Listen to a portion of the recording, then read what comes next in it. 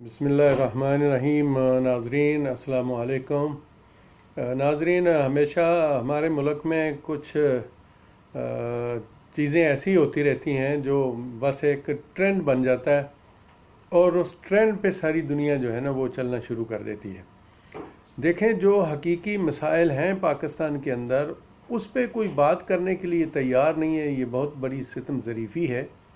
और वो क्या मसाइल हैं वो सबको पता है कि महंगाई के मसाइल हैं, गवर्नेंस के मसाइल हैं, जिस पे कोई बंदा जो है वो बात करने के लिए तैयार नहीं है। ये कैसी अजीब बदनसीबी है कि एक छोटी सी बात को पकड़ के सारी दुनिया, सारा मीडिया, हर कोई उसी पे लग जाता है। हर कोई अपनी अपनी दुकान चमकाने के लिए, अपना अपना सौदा बेचने के लिए अपने गाहक ढूंढने शुरू कर देता है। यार कैसी अजीब बात है। अगर वो मौलवी साहब जो जाकिर साहब थे उन्होंने एक जर्नल बात कर दी तो उस पर दुकान चमकाने वाले भी बहुत सारे उठ के खड़े हो गए। फ्रस्ट्रेशन को किसी ने देखा कि जो मुल्क के अंदर हो रहा है, जो जिस तरह से धज्जियाँ उड़ रही हैं इंसाफ की, उसकी तरफ किसी ने तवज्जो नहीं दी, लेकिन वो सब उसके पीछे हो गए। वो 2-3 दिन वो जाकिर साहब के पीछे लग के सारा काम बर्बाद किया गया। दूसरी तरफ जो काजी फ़ाइज़ ईसा साहब की अहलिया हैं, उनके वालिद साहब फौत हो गए, अल्लाह उनके दर्जात बुलंद करे और उनको सब्र अता फरमाए। दूसरी तरफ शायद वो अभी इसमें कोशिश कर रहे हैं कि भाई किसी तरह कोई ऐसा बहाना मिल जाए जिससे ये जो मनी ट्रेल हैं ये ना देने पड़े। अल्लाह आलम इसके पीछे क्या कहानी है।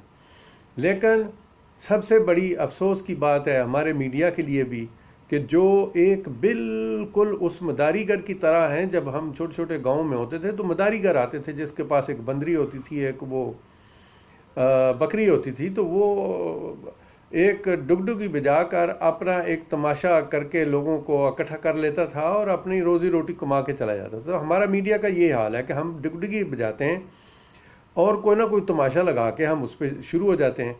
लेकिन आज तक कभी हमारे मीडिया को किसी को ये शर्म नहीं आई कि लोग जिनका नाम लेकर सारे ही बकवास करना शुरू हो जाते हैं, क्या उनको कभी ये ख्याल आया कि इनके साथ हो क्या रहा है, हम उसको पॉइंट आउट करें।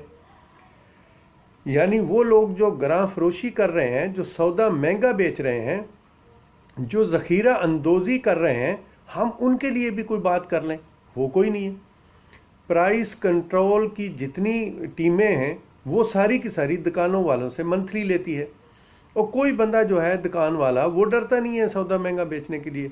तो इसलिए ये जो करने वाली बातें हैं वो करने के लिए तैयार नहीं है। इमरान खान साहब ने कौमी असम्बली के इजलास में कह दिया कि जी वो ओसामा बिन लादेन को शहीद करके चले गए। तो मतलब इस चीज़ के ऊपर आज 4 दिन हो गए हैं, डे एंड नाइट इसी पे बहस हो रही है और किसी को इस बारे में शर्म नहीं आ रही। सियासी जो हैं वो अपनी दुकान और अपना सौदा लेके मुख्तलिफ गाहक ढूंढ रहे हैं दुनिया में कि कौन जो गाहक है वो उनका सौदा खरीदेगा। यानी अजीब बदकिस्मती है। पाकिस्तानियों, उन लोगों से पूछो जिनका मुल्क नहीं है। आपको अल्लाह ने एक नेमत दी है, खुदा के वास्ते इस नेमत को बरकरार रहने दें और यहाँ पे जो भी इंसान गलत है उसकी निशानदेही करें। मीडिया वालों से भी कहता हूँ, छोड़ दें इस किस्म की जो प्रोपोगंडे कहानियाँ हैं, इनको छोड़ दिया जाए। ख्वाजा आसफ साहब मतलब इतने ललकरे मार के कह रहे थे जैसे उनका जो पीरो मुर्शद, वो जैली मरीज़ जो बाहर बैठा हुआ है वो एक नाउज़बिल्ला एक वली अल्लाह है और ये सारे उस वली अल्लाह के चेले हैं।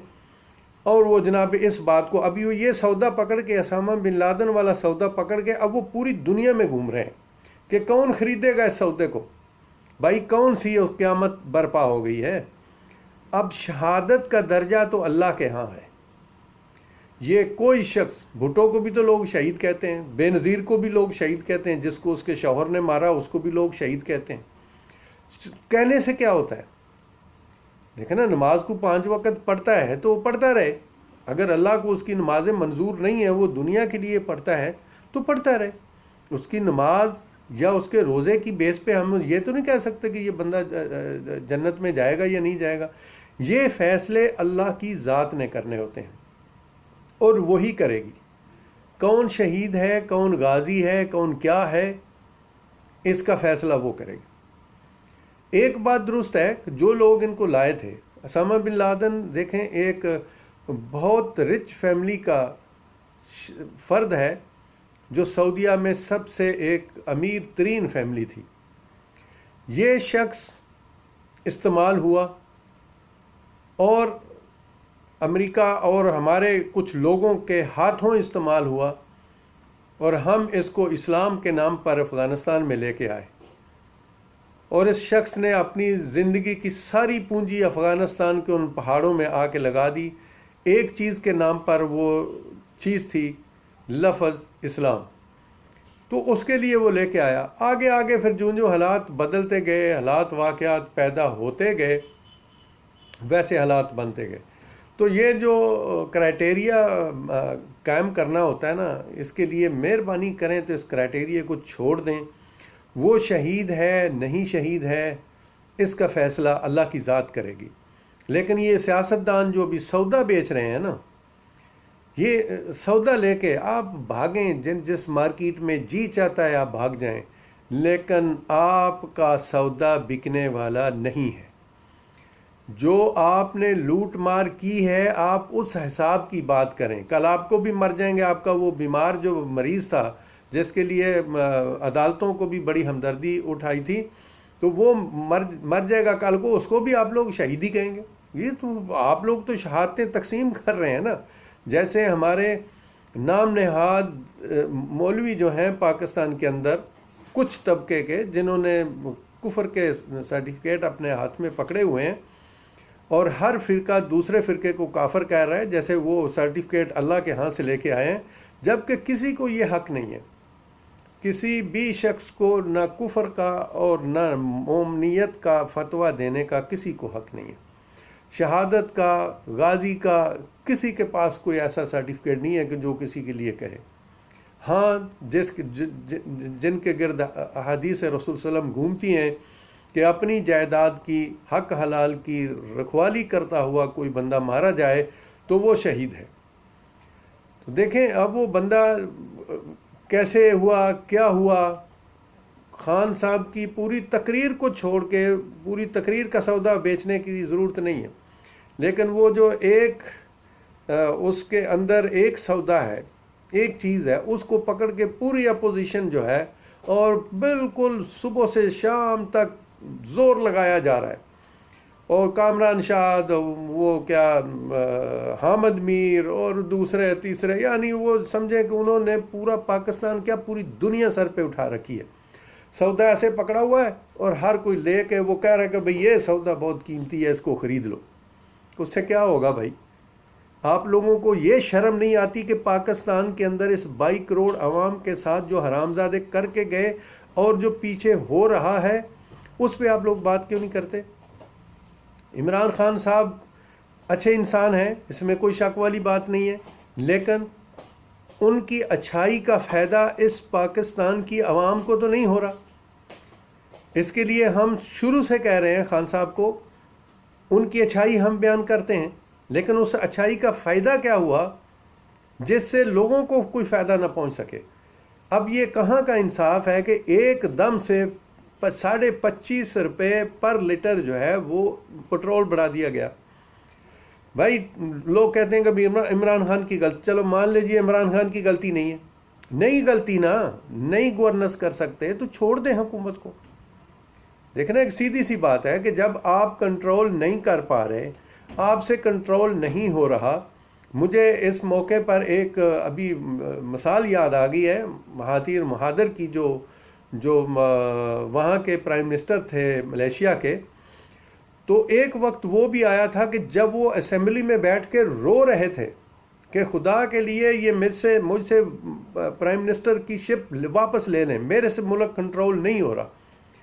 और असेंबली में बैठे जो मेंबर थे वो रो रहे थे, लोग रोडों पर रो रहे थे कि नहीं, आप मत छोड़ें इस मुल्क को, आप इस प्राइम मिनिस्टरशिप को मत छोड़ें।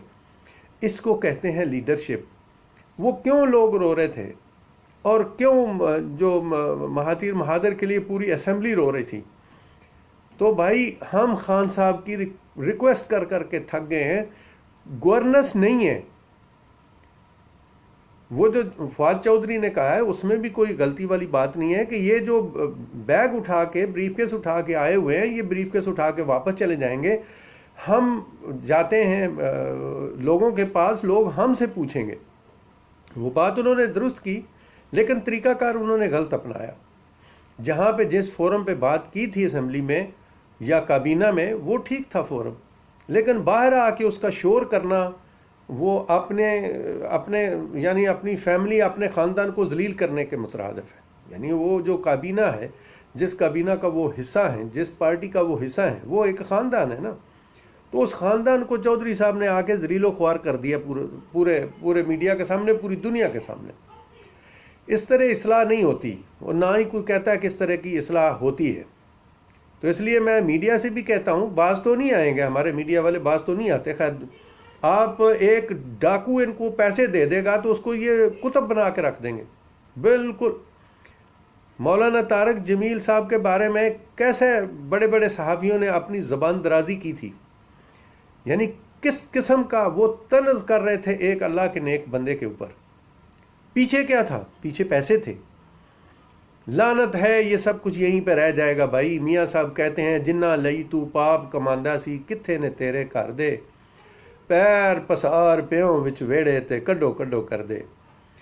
हामिद मीर साहब, कामरान शाहिद साहब और मोहम्मद मालक साहब और बाकी जो आपके ग्रुप के ऐसे लोग हैं जो मुल्क के भी दुश्मन हैं और इस कौम के भी दुश्मन हैं, आपको मैं कहता हूँ यहीं पे सब कुछ रह जाएगा। आप अपने जो अल्लाह ने आपको ताकत दी है उसको ठीक इस्तेमाल करें, ठीक रास्ते पे इस्तेमाल करें। ये प्रोपोगंडे छोड़ दें। गवर्नमेंट को टफ टाइम दें, हम भी दे रहे हैं। हम कहते हैं आप हमारे साथ हैं, आप भी दें। उनकी जो गलत पॉलिसियां हैं, जो उनकी गवर्नेंस उनसे नहीं हो रही, जो लोग ज़ख़ीरा अंदोज़ी कर रहे हैं, उन लोगों को नंगा करके हुकूमत के सामने लाएं। और जो अफसर उनके खिलाफ एक्शन नहीं लेते, उन अफसरों को नंगा करें, बाई नेम बताएं, शोर करें। जैसे आप शोर करते हैं ना मौलाना फजल रहमान के लिए और दूसरे नवाज शरीफ के लिए, इसी तरह शोर करें। वो बोलें कि फ़लान डीसी जो है उसकी टीम इस तरह कर रही है। ये पहले भी मैं कह चुका हूँ, और गुजरांवाले में मैं बहुत दफ़ा कह चुका हूँ कि बिल्कुल जो टीमें हैं वो पैसे ले रही हैं, उस दिन दिहाड़े पैसे ले रही हैं। वज़ीर आज़म की तवज्जो हम इस तरफ मबजूल करवाते हैं। और ये जो तूफ़ान अभी बर्पा किया गया है, पेट्रोल की कीमत का 25.5 रुपये पर लीटर, खुदा के लिए इस तूफ़ान को बंद करें। अब जो बाकी कीमतें हैं वो आसमान पे चढ़ जाएंगी। जब नीचे कीमतें गई थी उस वक़्त किसी ने कीमत में कोई फ़र्क नहीं डाला था।